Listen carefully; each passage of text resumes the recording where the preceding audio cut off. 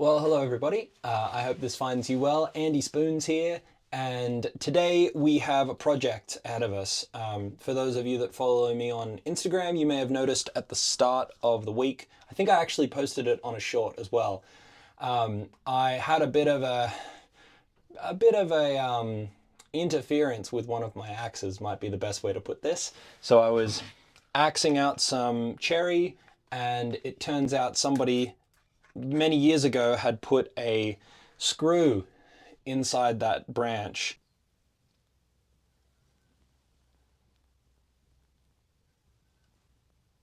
The screw won, and so I need to take all of these dings out of this really lovely carving axe. So what I'm going to be doing is setting up the Tormek. I'm going to be using the diamond stones from Tormek.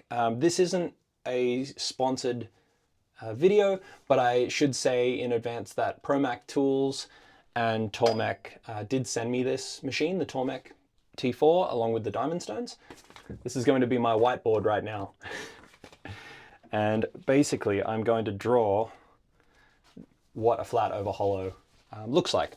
So this is essentially what a hollow grind will be. So this is the cross section of the axe. So that's essentially what I do to start with. And then when I've taken my stone, the flat stone,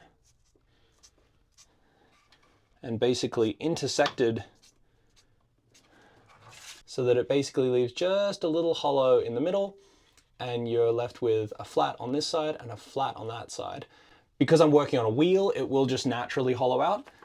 I really like hollow, flat over hollow. It just makes it easier to sharpen later, but it is a bit more work to start with. So let's get this rolling, where I basically restore the edge on a Kalthoff Carving #1. And like I said, 29 degrees. So I'm gonna need to go a lot further in. So I'll lock that off, lock off both supports. So we'll get this started in just a second. I've been told that you can run these dry, but I don't really like the idea of that personally. Okay, hopefully I don't get my shoulder in the way too much here, but we've set the water running, we've added the concentrate. I'll get the jig on, and all I'm going to do to start with is just one quick pass, just to see where everything's landing. I like to keep my thumb square in the middle, and I like to keep the actual jig itself basically in line with the center of the blade. With the bigger blades, I like to keep it down by the heel because there's usually more beard. But for the sake of this axe, it's not a huge sweeping curve. I'll start here, and then I'll basically bring my edge on. We'll have a look.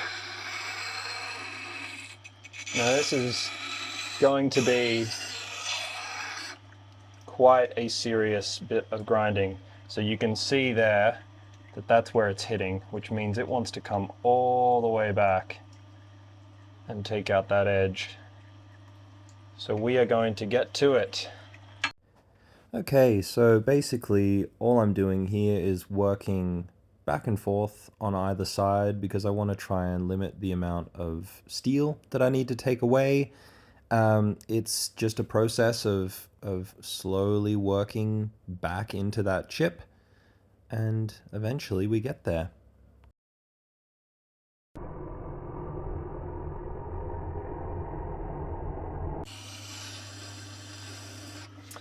Okay, so we're getting really close. So there's a little chip about there that still needs to be worn down. So I want to make sure that I've pulled the edge all the way back behind where that stress might be.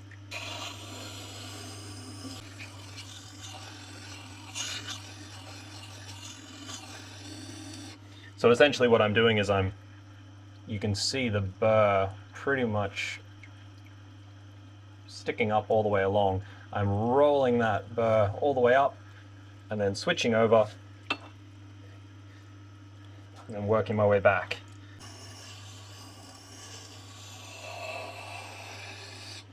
Okay, so we've made it there. You can't see, oh no, you should be able to see it pretty well. So we've pulled that chip entirely out. of the blade along with all the small dings. Yeah, you can see that.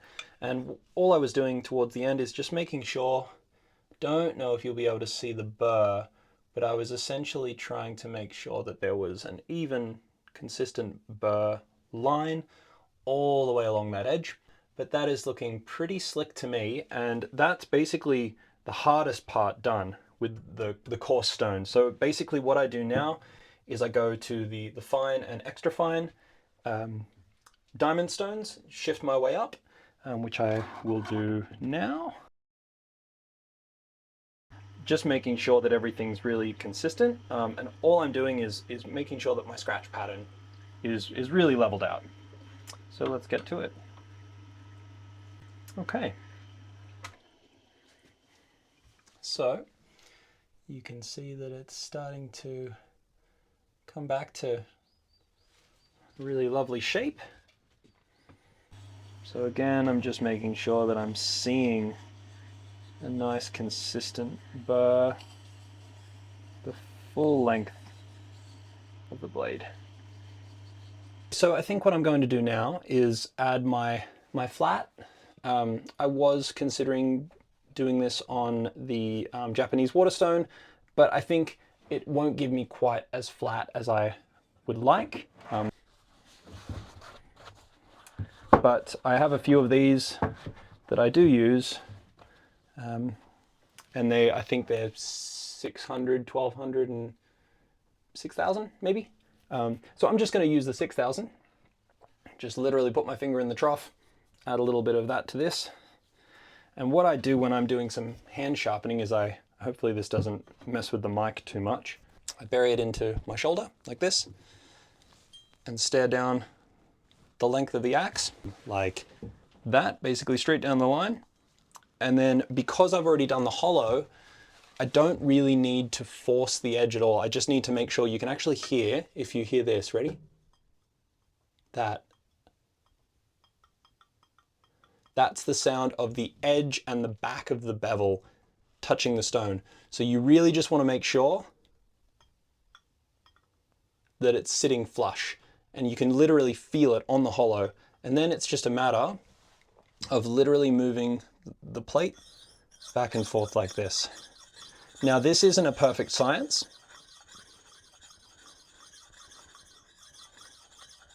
but this is also how most people sharpen their axe anyway, with, you know, the small sharpening discs, the stone ones, the little pumice stone looking things.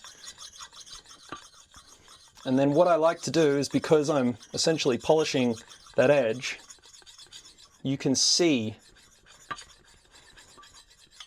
when that starts to actually show up both on the back and front, and you're essentially creating rails, really, little high points on either side.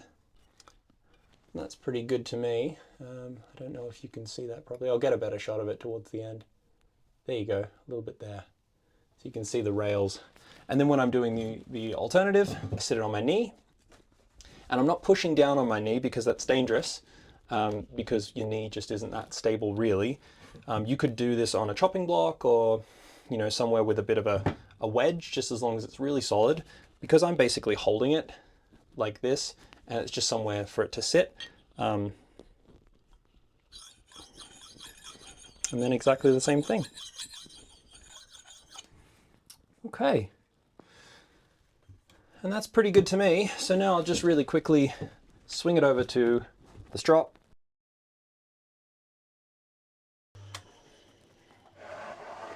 And that is that. So this is pretty brutal. This is like shopping bag cardboard. So I'll be pretty light with this. We'll just do one to double check everything, but I think that's pretty good. Yeah, I don't feel too bad about that at all. So there you go, everyone. I hope you've enjoyed the video. If you like what you see, please consider subscribing, and let me know in the comments what you would like to see more of, if it's restorations, different carving, different tool reviews, anything at all, let me know. I would love to hear from you all. And I hope this finds you all well.